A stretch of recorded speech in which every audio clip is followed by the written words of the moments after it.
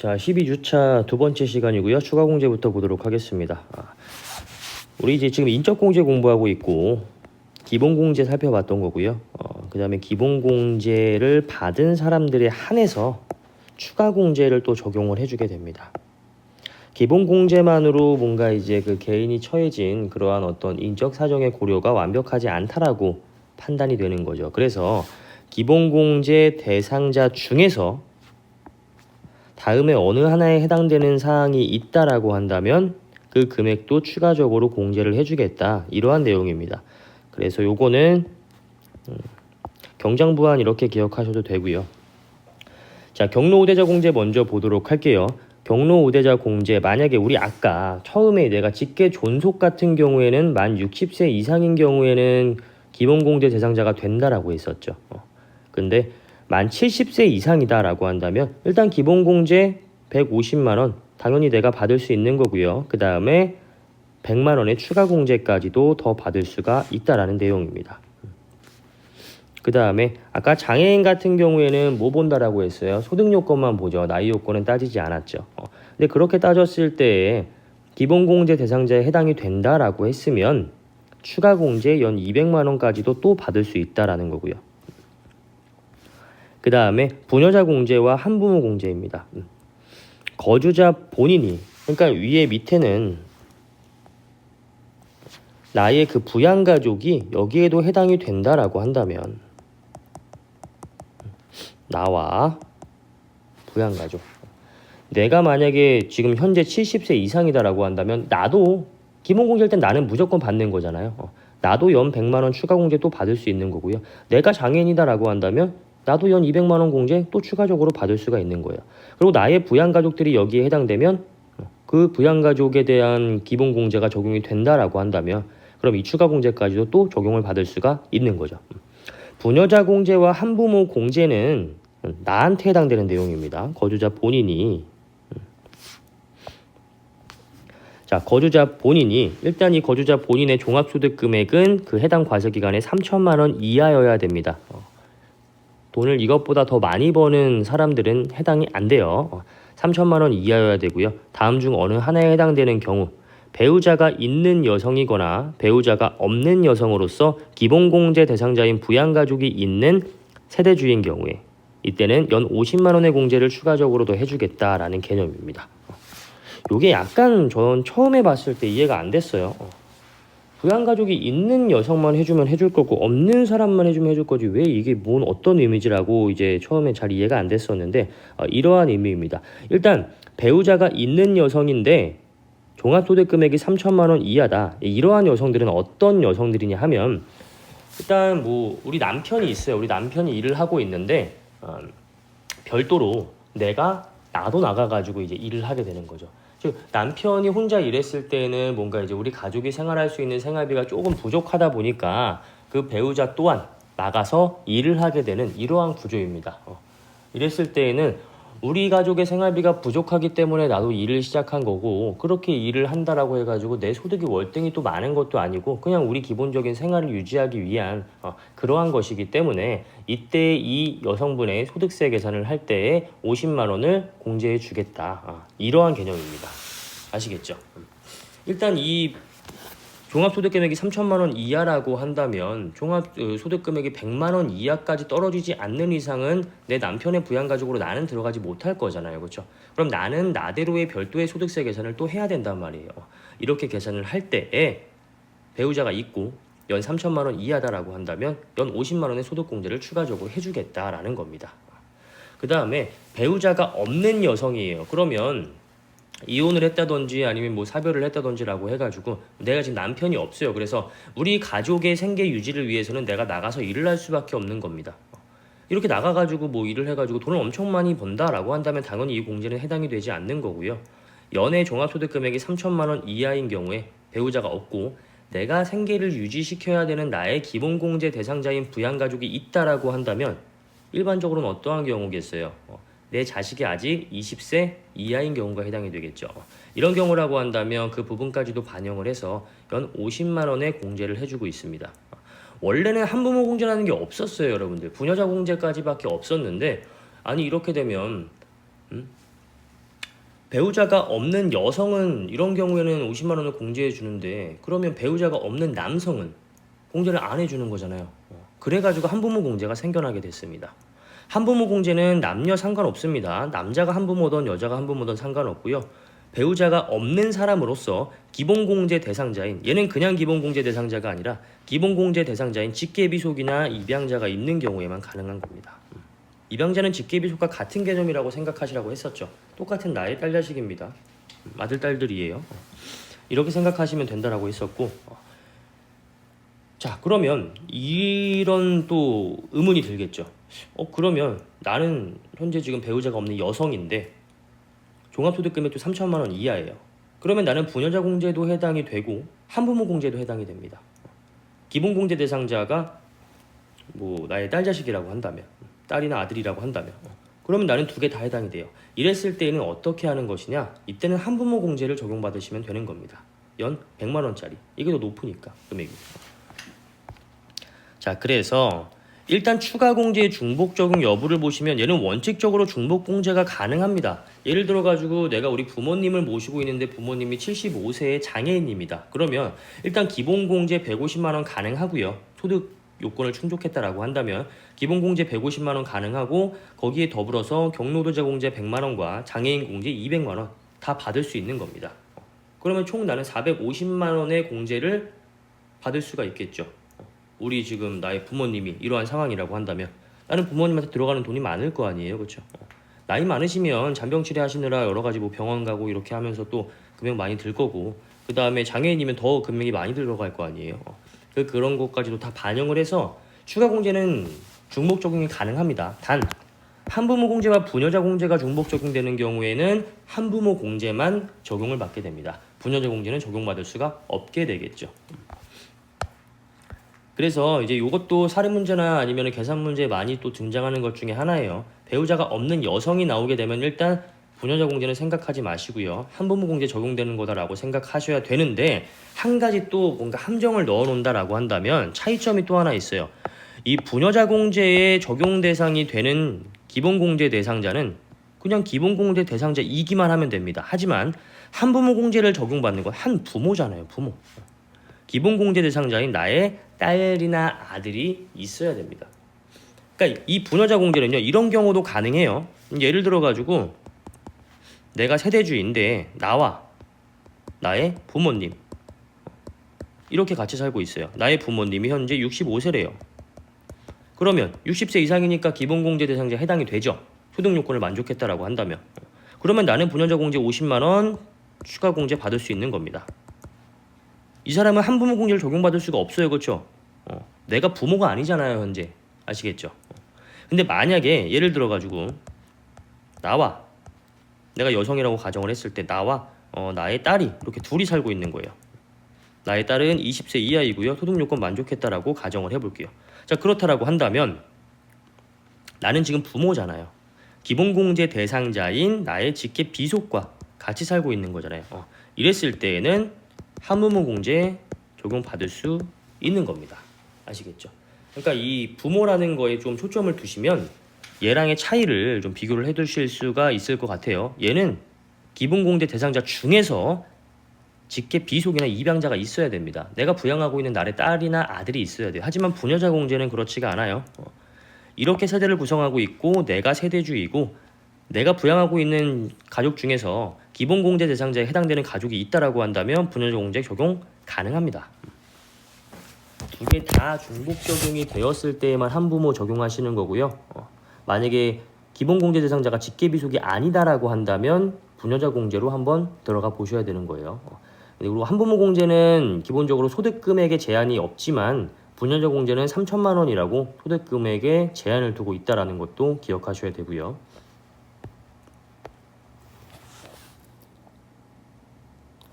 자, 그럼 인적공제 적용 방법을 한번 보도록 할게요. 공제 대상자의 판정 시기입니다. 원칙은 종료일 현재의 상황에 따릅니다. 여기서 해당 과세 기간의 종료일이라고 함은 12월 31일이 되겠죠. 즉 12월 31일 날에 이 사람의 상황을 보고 나이 요건이라든지 이런 것들을 다 판단을 하겠다. 이런 내용이고요. 자, 예외를 한번 보도록 할게요. 만약에 과세기간 종료일인 12월 31일 전에 사망한 사람 또는 장애가 치유된 사람이 있다라고 한다면 그 전날의 상황에 따르겠다라고 나와 있어요. 이 얘기가 어떤 의미인지 한번 보도록 할게요. 그러니까 이런 내용입니다. 만약에 나의 지금 자식이 장애인이라고 해볼게요. 1월 1일부터 12월 30일까지는 장애인이었습니다. 근데 열심히 이제 치료를 받아가지고 이때 장애가 치유가 됐어요. 12월 31일 날. 그러면 12월 31일 원칙에 따르면 이 과세기간 종료일 현재의 상황에 따른다라고 했으니까 장애인이 해당이 되지 않을 거예요. 나의 자식은. 그렇죠? 그러면 나는 기본공제 일단 나이 요건과 소득 요건 다 판단해서 적용받으셔야 되고요. 그 다음에 추가 공제는 또 적용받을 수가 없겠죠. 장애인이 아니기 때문에. 그러면 이거 좀 억울할 거 아니에요.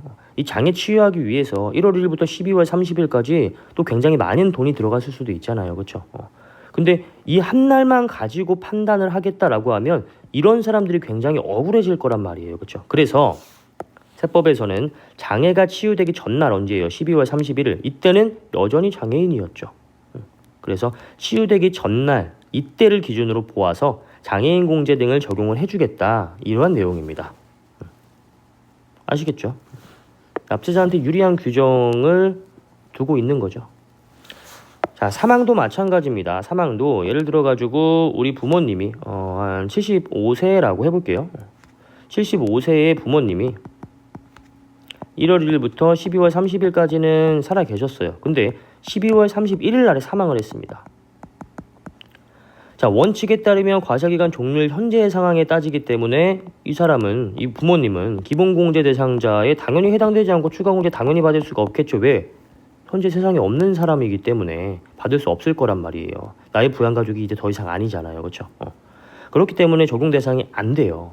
근데 이런 경우에도 굉장히 억울할 거 아니에요. 돌아가시기 직전까지 뭔가 병원비도 또 많이 들었을 것 같고, 그 다음에 여러 가지 이분을 부양하기 위해서 나의 노력들도 많이 들어갔을 텐데, 이것도 기본공제 또는 추가공제를 적용해주지 않겠다라고 한다면 이 부분도 굉장히 또 억울한 그러한 또 상황에 놓여질 거예요. 그래서 이런 것도 사망하기 전날의 상황에 따르겠다. 어때요? 사망하기 전날은 아직까지 살아계신 상태이고 75세이잖아요. 그렇죠?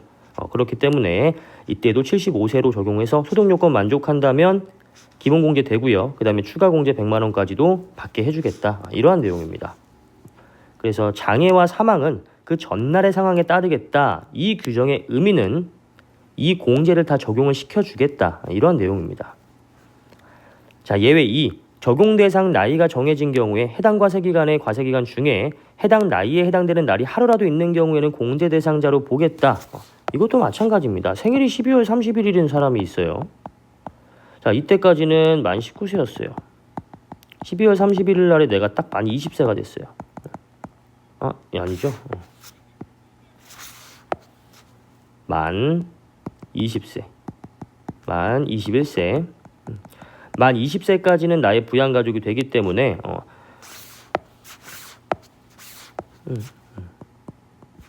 부양가족이 되기 때문에 12월 30일까지는 나의 부양가족일 수 있지만 원칙에 따르면 이때로 판단한다라고 했으니까 나의 부양가족으로 들어갈 수가 없겠죠. 기본공제 대상자에 해당이 안 되겠죠. 이런 경우도 좀 억울할 거 아니에요. 그래서 과세기간 1월 1일부터 12월 31일까지의 기간 중에 만 20세에 해당되는 날이 하루라도 있다라고 한다면 적용해주겠다. 이런 내용입니다. 이 사람 기본공제 대상이 된다. 이런 내용입니다. 아시겠죠?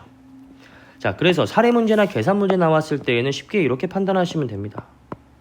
현재 2020년도에 대한 소득공제를 지금 계산을 하려고 한다라고 했을 때 이 사람이 만약에 2000년생이고요. 2월 19일 생이다. 이랬을 때 이 사람이 만 20세인지 아닌지는 어떻게 판단하는 거냐면 하루라도 일단 들어가 있으면 된다라고 했잖아요. 그러면 월과 일은 기억하지 마시고요. 년만 가지고 판단하시는 거예요. 어때요? 20 나오잖아요. 공제, 기본공제 대상자에 해당이 됩니다. 이렇게 계산했는데 21세가 나왔다. 공제 안 되는 거고요. 아시겠죠? 20세 이하까지는 공제 가능한 것이기 때문에 하루라도 있는 경우다. 일단 말 문제는 요거 기억하셔야 되고, 계산 문제나 사례 문제 나왔다라고 했을 때에는 월가 1 빼고요. 이것만 가지고 판단해서 20세 이하 나오면 공제 가능하다. 이런 식으로 판단하시면 되는 겁니다.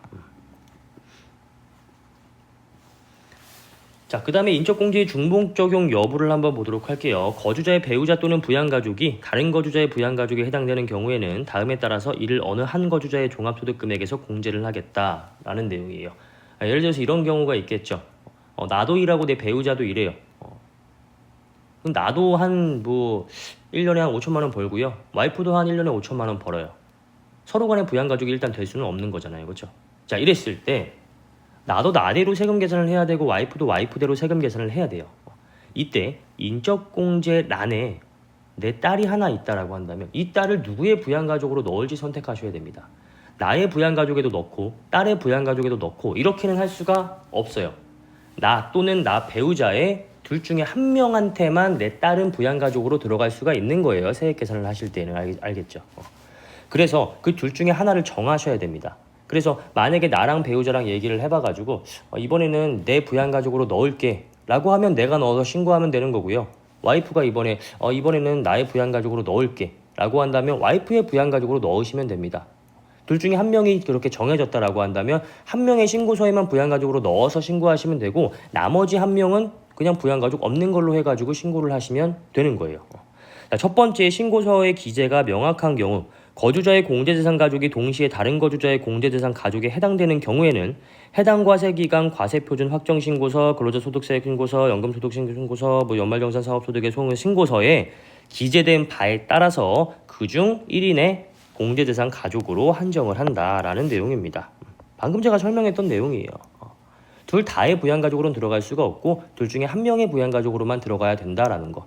이렇게 둘이 서로 합의가 됐다라고 한다면 합의된 사람의 신고서에 넣어서 신고하시면 되고 넣지 않기로 한 사람은 그냥 부양가족 없는 걸로 해가지고 신고하면 된다.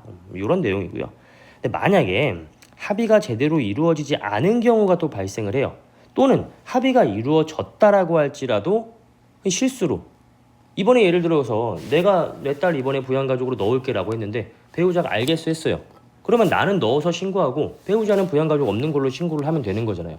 근데 배우자가 이거를 잊어버렸을 수도 있고 아니면은 잊어버렸다고 할게요. 잊어버렸을 수도 있고 실수해가지고 배우자도 그냥 배우자의 부양가족으로 넣어버렸어요. 이랬을 때에는 어떠한 상황이 펼쳐지게 되는지가 동그라미 2번에 적혀있는 내용입니다. 자, 둘 이상의 거주자가 공제대상 가족을 서로 자기의 공제대상 가족으로 해서 신고서에 적은 경우에 또는 누구의 공제대상 가족으로 할 것인지를 알 수 없는 경우에는 다음의 기준에 따른다라고 나와 있습니다. 거주자의 공제대상 배우자가 다른 거주자의 공제대상 부양가족에 해당되는 때에는 공제대상 배우자로 한다. 자, 이 경우는 어떤 경우냐 하면 자, 요거죠. 예를 들어 가지고 나의 지금 아버지가 있어요. 아빠라고 쓸게요. 그리고 엄마도 있습니다. 그리고 나도 있습니다. 자, 이랬을 때 엄마는 현재 소득이 없고요. 아빠는 소득이 있어요. 아빠는 한 소득 금액으로 해서 한 5천 정도를 벌고 계시고요. 나도 한 5천 정도를 벌고 있다라고 해볼게요. 나 6천으로 할게요, 그냥. 이 정도 벌고 있다라고 가정해 볼게요. 자, 이렇게 지금 현재 같이 살고 있다. 생계를 유지하고 있다. 주민등록표를 떼보니까 이렇게 나와 있다 라고 했을 때 어떻게 이제 들어갈 것이냐. 아빠와 내가 합의해가지고 동그라미 1번에 따라가지고 신고를 하면 되는 거예요. 그렇죠? 이번에는 내가 소득 금액이 더 많으니까 내가 엄마를 부양가족으로 넣을게요 라고 하면 돼요. 그렇죠? 그렇게 신고를 하면 되는데 아빠가 까먹어가지고 나도 엄마를 부양가족으로 넣어버렸고요. 아빠도 엄마를 부양가족으로 넣어가지고 신고를 해버린 거예요. 세무서는 이거 둘 다 인정해줄 수 없다라고 했었죠. 둘 중에 한 명만 부양가족으로 데려갈 수가 있는 거예요. 자, 이랬을 때에는 거주자의 공제대상 배우자가 다른 거주자의 공제대상 부양가족에 해당이 되는 경우에는 즉 아빠는 엄마가 배우자잖아요. 나는 엄마가 배우자가 아니잖아요. 부양가족이잖아요. 이때는 배우자를 공제대상 가족수에 들어가게 하겠다. 요 내용입니다. 아시겠죠? 이게 우선순위라는 거예요. 그래서 이 엄마가 아빠랑은 배우자고 나와 엄마는 그냥 부양가족이잖아요. 배우자가 아니잖아요. 이랬을 때에는 배우자를 우선순위로 하겠다. 요게 지금 A에 나와 있는 내용인 거예요. 이해 가시죠? 요거 제 동기가 2018년도인가 19년도인가에 신고할 때 있었던 일이에요. 실제로 제 동기라고 하면 세무사 동기 말하는 거고요. 그분의 아버지도 세무사십니다. 근데 이번에는 그 둘 다 이제 각자 그 세무사업을 하고 계세요. 근데 이제 이번에는 뭐 자기가 소득 금액이 조금 더 있으니까 자기의 그 부양가족으로 엄마를 넣겠다라고 해가지고 이제 신고를 했는데 아버님이 이제 그거를 알겠다라고 하셔가지고 넘어갔는데 나중에 이제 조금 실수를 하셨나봐요. 잊으셨나봐요. 그 얘기했던 거를. 그래가지고 아버지도 어머니를 부양가족으로 넣었습니다. 그럼 세무서에서는 누구한테 연락할까요? 나한테 연락을 하겠죠. 아버지가 지금 엄마랑 배우자의 관계니까 당연히 1순위로서 엄마는 아버지의 부양가족에 들어가게 되는 거고요. 나는 당연히 부인당해야 되는 겁니다. 그래가지고 연락이 왔었다라고 했던 기억이 나요. 그러니까 요거는 뭐 진짜 몰라서 그랬다라기보다는 실수할 수가 있는 거예요. 이렇게 뭐 얘기를 해놨다라고 할지라도 세무사들은 다 알고 있음에도 이렇게 뭐 깜빡하면 실수를 할 수도 있는데 이 세법을 잘 모르시는 분들은 더 이제 실수하는 경우가 많겠죠. 이때 판단은 이 배우자 우선순위로 하겠다라는 내용이고요. 그 다음에 B 한번 볼게요. 거주자의 공제대상 부양가족이 다른 거주자의 공제대상 부양가족에 해당되는 때에는 직전과세 기간에 부양가족으로 인적공제를 받은 거주자의 공제대상 가족으로 하겠다라는 내용입니다. 자, 이 B는 이렇게 이제 이야기할 수가 있겠죠. 아까 제가 처음에 예로 든 거. 자, 여기 내가 있고요. 나의 배우자가 있습니다. 그리고 우리 사이에는 딸이 하나 있어요. 나도 돈을 한 뭐 5천 정도 벌고요. 뭐 배우자 한 6천 나보다 많이 번다라고 해볼게요. 자, 이렇게 한번 가정을 해볼게요. 그러면 딸은 나한테도 부양가족이고 나의 배우자한테도 부양가족인 거잖아요. 그러면 동그라미 1번에 따라서 둘 중에 한 명의 부양가족으로 정해가지고 한 명만 신고하고 부양가족으로 한 명 나머지 한 명은 부양가족 없는 걸로 신고하면 되는데 둘 다 딸을 부양가족으로 신고를 해버렸다. 이랬을 때는 어떻게 판단할 것이냐. 요 내용이겠죠. 그때는 가장 먼저 보는 게 직전과세 기간에 부양가족으로 인적공제를 받은 거주자의 공제대상 가족으로 하겠다. 예를 들어가지고 지금 현재 2020년도라고 한다면 작년에도 이 딸이 존재하고 있었다라고 한다면 2019년도에 이 딸을 누가 부양가족으로 해서 인적공제를 받았는지 그걸 판단하는 겁니다. 예를 들어가지고 2019년도에는 내가 딸을 부양가족으로 신고를 했고 배우자는 딸을 부양가족으로 신고하지 않았어요. 그러면 2020년도에도 나의 부양가족으로 봅니다. 배우자는 딸을 부양가족으로 인정받을 수가 없는 것이겠죠. 이렇게 판단하겠다. 이게 첫 번째고요. 그 다음에 다만 직전과세 기간에 부양가족으로 인적공제를 받은 사실이 없을 때에는 무슨 얘기겠어요? 2019년도에 현재 딸이 존재하고 있지 않고 2020년도에 딸이 태어났어요. 이런 경우 있을 거 아니에요. 그렇죠? 그러면 이 딸을 직전 연도에 신고한 사람은 당연히 아무도 없겠죠. 존재하고 있지 않은 상태였으니까. 이랬을 때에는 해당 과세 기간에 종합소득 금액이 가장 많은 거주자의 공제대상 부양가족으로 본다라는 내용이죠. 현재 이 사례에서는 누구로 보겠어요? 배우자가 나보다 소득 금액이 더 많잖아요. 그러면 나는 딸을 부양가족으로 적용받을 수가 없는 거고요. 배우자가 딸을 부양가족으로서 인정을 받을 수가 있다. 이런 내용입니다. 이해 가시겠죠? 자, 그래서 이 우선순위만 잘 따라가시면 되는 거예요.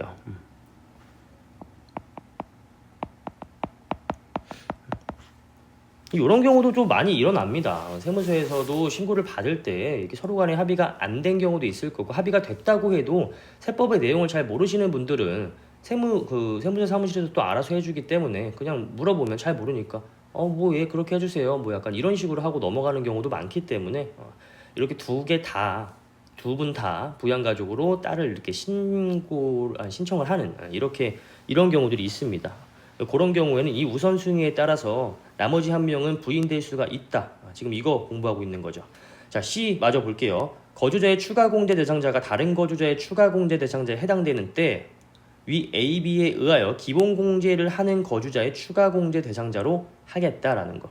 일단 추가 공제라는 건 기본 공제를 적용받는 사람에 한해서 추가적으로 더 받을 수 있는 거였잖아요.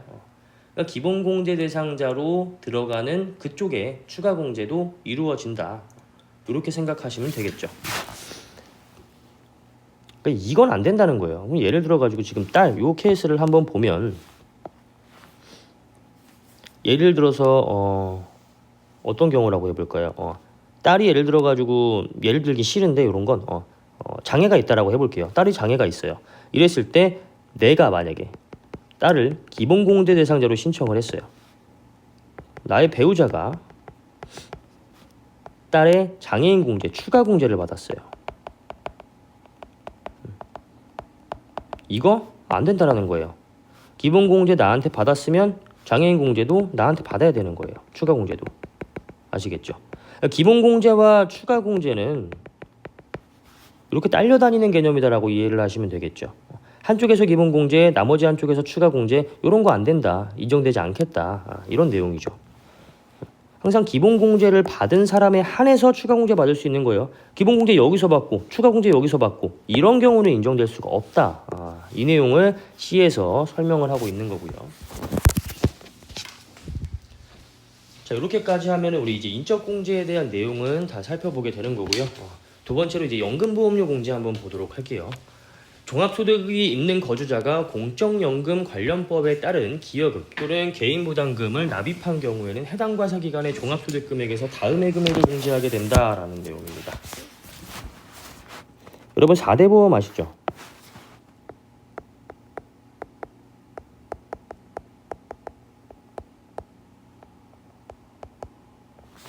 4대 보험입니다.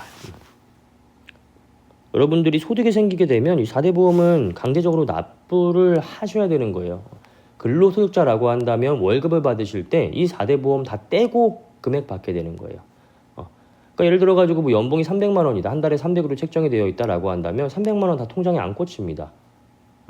30만 원이 떼고 270만 원만 꽂혔다라고 해볼게요. 그 30만 원 안에는 소득세, 지방소득세, 그리고 국민건강고용 산재의 4대 보험이 차감되게 되어 있습니다. 아시겠죠? 자, 그래서 여러분들이 소득이 생기면 이 4대 보험도 세금과 마찬가지로 강제적으로 납부를 해야 되는 금액입니다. 이 국민연금, 요거는요, 우리가 지금 배우고 있는 연금보험료 공제로서 소득공제 되고요. 건강보험과 고용보험은 이렇게 한번 그냥 아예 크게 설명을 해볼게요.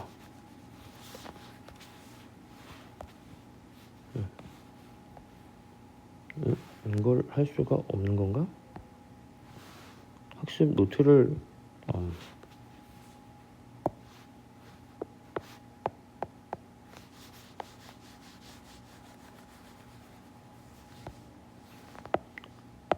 자, 이렇게 한번 해볼게요. 이제 국민 연금, 건강보험, 여기 노인장기 요양 포함입니다. 그 다음에 고용보험, 산재보험.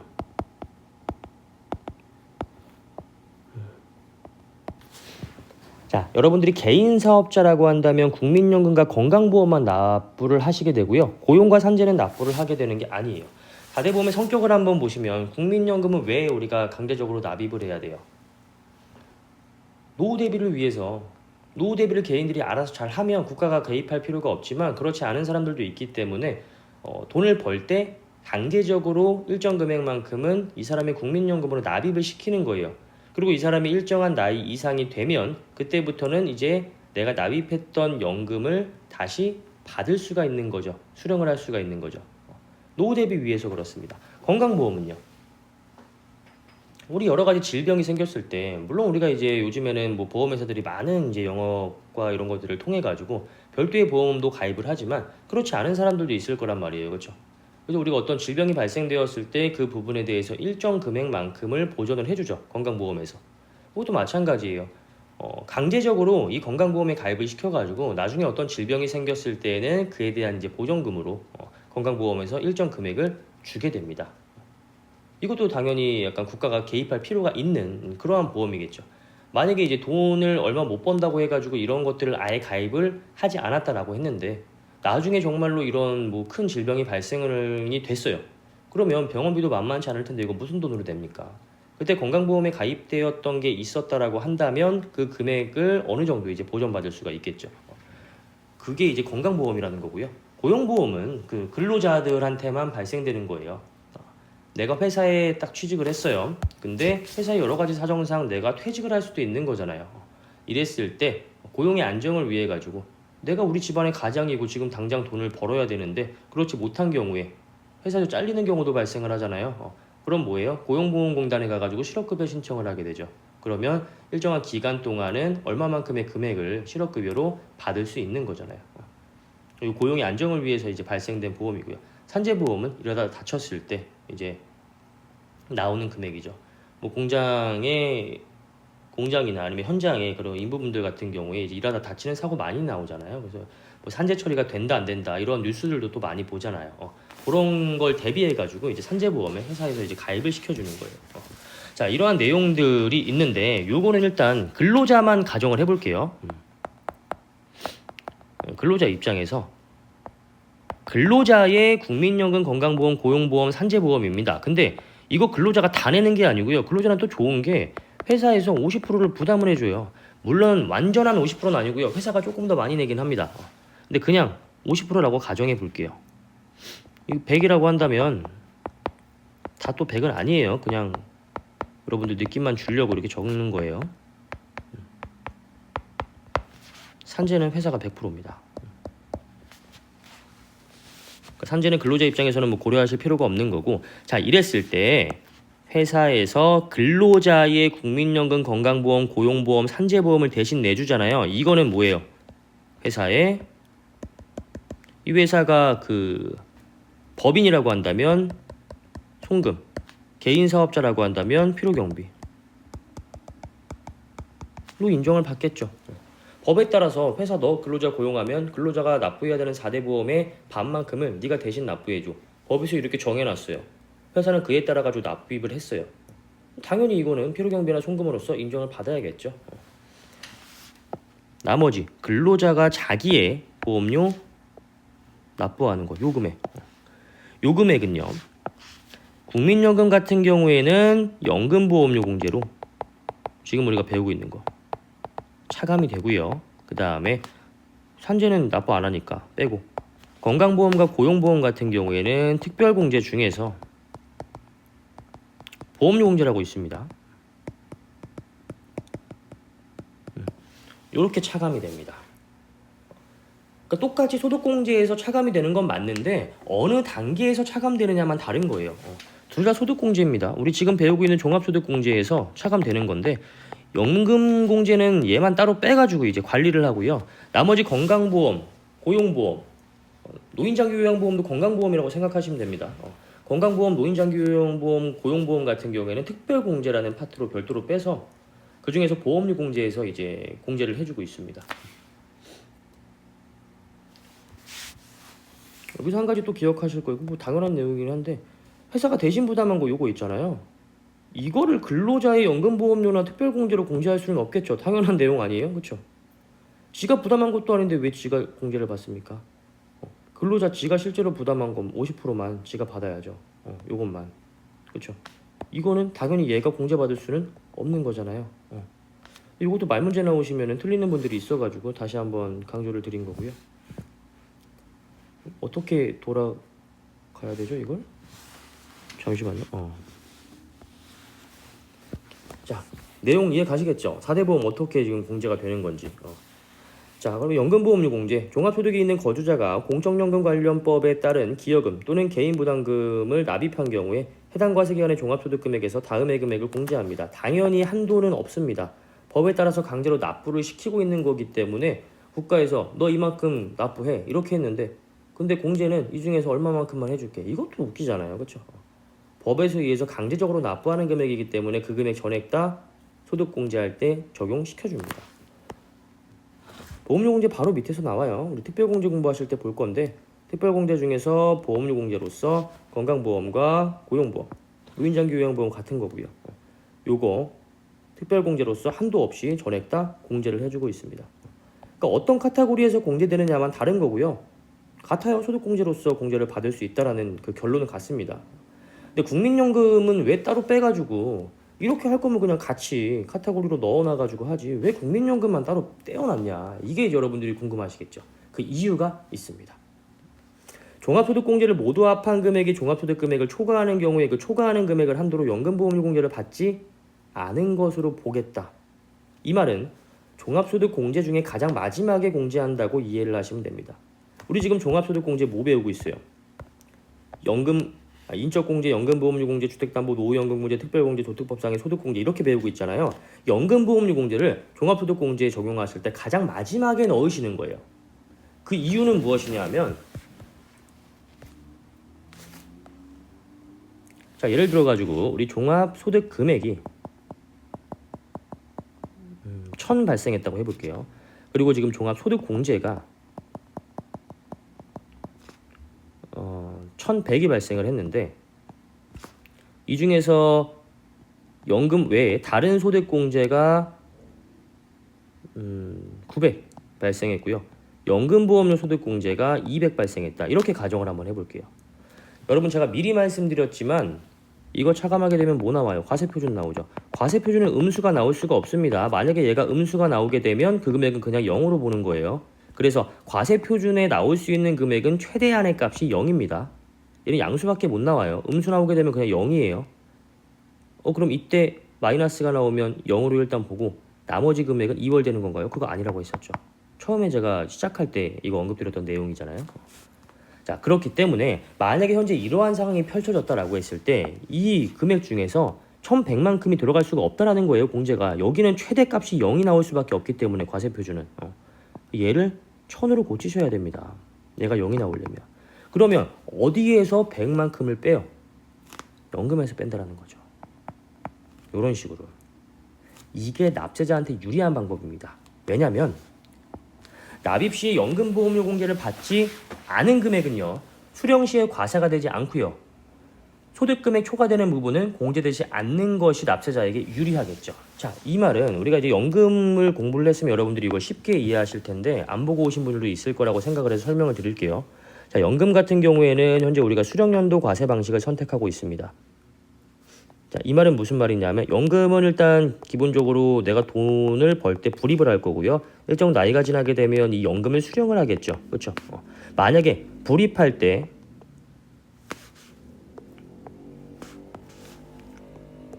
공제가 되었다 라고 한다면 연금 수령할 때 과세가 됩니다.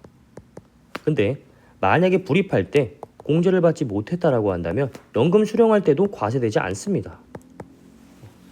이때는 당연히 연금소득으로서 소득 구분해가지고 과세되는 거고요. 여기서 말하는 공제는 우리 소득공제 말하는 거죠. 차이 아시겠죠? 이 얘기하고 있는 거예요. 그래서 지금 굳이 이 연금이 200인데 다른 데에서 이 100이라는 금액을 줄여버리게 된다면 그러면 결국은 연금 200만큼 여기서 다 까이게 된 거니까 다 공제를 받게 되는 거니까 연금 200에 대해서 다 나중에 수령할 때 과세를 받으셔야 돼요. 근데 마지막에 연금을 빼게 되면 연금 내가 200만큼 불입을 했지만 100만큼은 공제를 받고 100만큼은 공제를 받지 못한 거잖아요, 지금. 그러면 내가 공제받은 100이라는 금액은 나중에 연금을 수령할 때 과세가 되는 거고요. 내가 이때 공제받지 못한 금액인 100은 나중에 연금 수령하게 될 때 과세가 되지 않는 거란 말이에요. 그렇죠? 과세되지 않는다라고 한다는 건 납세자한테 유리한 거잖아요. 그러니까 다른 공제 다 넣어보고 그 다음에 부족한 금액에 대해서만 연금 넣는 거예요. 아시겠죠? 그래야 나중에 수령할 때 공제받지 못한 금액은 과세받지 않으니까 납세자한테 유리한 결과가 나오게 되는 겁니다. 그래서 연금보험료 공제를 별도의 카테고리로 넣어둔 거예요. 이 건강보험과 고용보험, 노인장기 요양보험과 별도로. 아시겠죠? 그래서 항상 여러분들 소득공제 적용하실 때에는 이 연금보험료 공제를 가장 마지막에 넣어두셔야 됩니다. 자, 이해 가셨을 거라고 생각하고 넘어가도록 할게요. 우리 잠깐